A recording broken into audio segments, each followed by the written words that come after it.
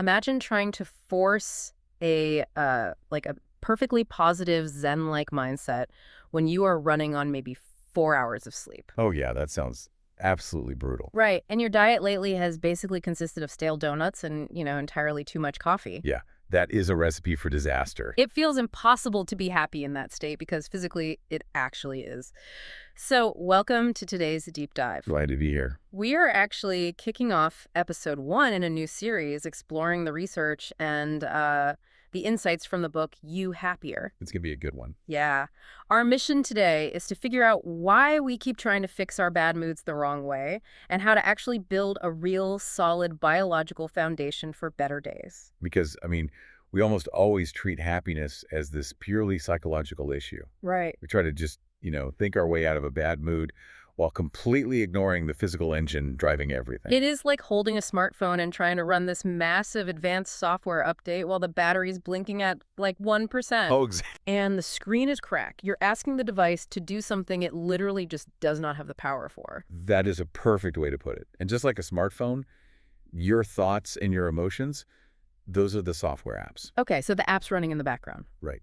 But your brain itself, like the actual physical organ sitting in your skull, that is the hardware. Got it. And if the hardware does not have the proper power supply through sleep, hydration, nutrition, the software simply will not run right. It's wild because we just walk around pretending our bodies somehow operate outside the laws of biology. We really do. Like if a vehicle has contaminated fuel, it breaks down. I mean, your brain is no different. You have to secure your hardware before you start debugging your mental software. Yeah, and when you don't secure it, it shows up immediately in your decision-making. Oh, totally. Because every choice you make is an actual physical brain function. The quality of your decisions is really the common denominator of your happiness and your success. Okay, so let's say my battery is at 1% and my hardware is failing. Okay.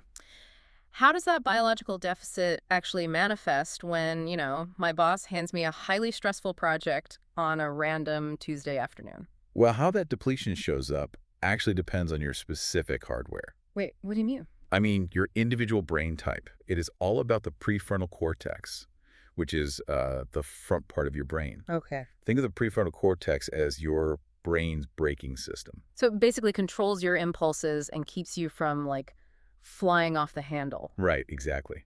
Now, if you have what the book identifies as a spontaneous brain type, you naturally have slightly lower activity in that front area. Oh, interesting. Yeah, so when your battery drains, your brakes completely give out.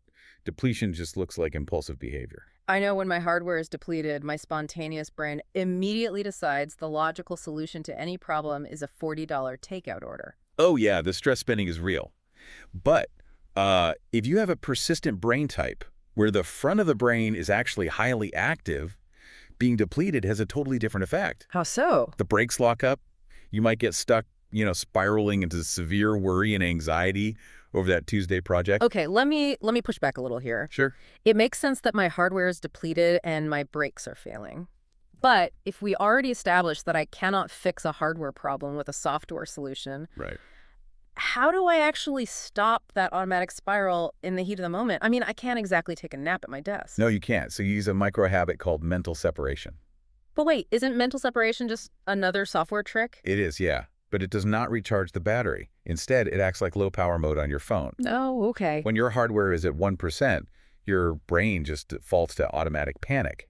Mental separation shuts down those heavy background anxiety apps so you can literally just survive the moment and eventually get to bed.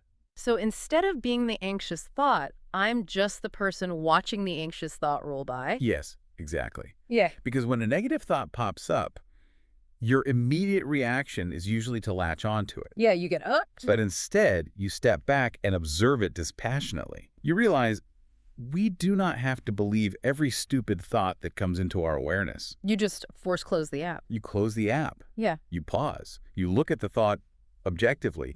And by doing that, you prevent a fleeting, low battery feeling from turning into a destructive behavior. You just cut out the garbage. Right. You focus on what is actually productive to get you through the day.